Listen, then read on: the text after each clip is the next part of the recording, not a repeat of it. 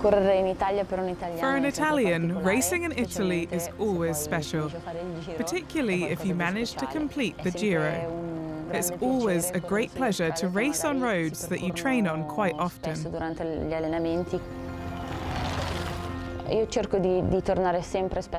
I always try to go home and ride there as much as I can when I'm not in camp or preparing at altitude.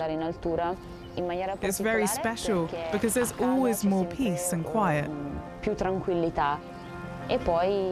Also, where I live, it's a great area for cycling because there's very little traffic on the roads.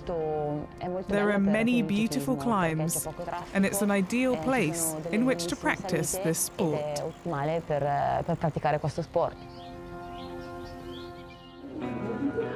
Elisa Longo Borghini is more than a decade into her cycling career, but her journey reached a crossroads back in 2012.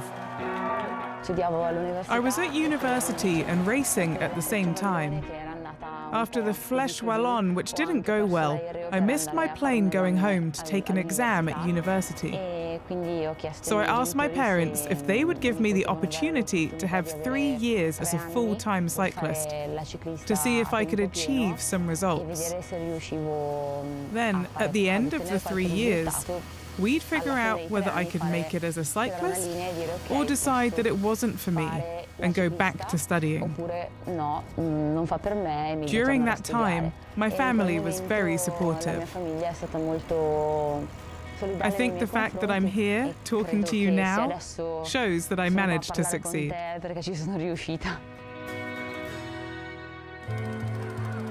Elisa's mother, Guidina Dal Sasso, was a 2-time Winter Olympian and a good source of advice for her daughter.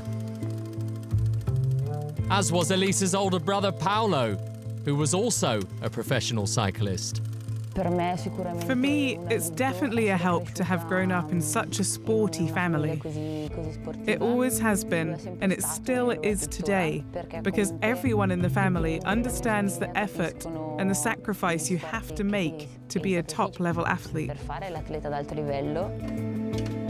Elisa's best years on the bike have coincided with a time of positive change in women's cycling, including the long-awaited return of a significant stage race. It was clear that the Women's Tour de France was going to be the main event in the calendar, and all the teams prepared themselves to peak for that race. In terms of the media, the impact it had was enormous, even after the event. So I believe that over the next few years, it will continue to grow as a race, and it will help the women's movement enormously. The Italian would love to top the podium this year, something she's been able to do many times across her career. My most important victories are hopefully still to come. But I think Paris-Roubaix in 2022, that was the most iconic, along with the Strade Bianche and the Trofeo Binda.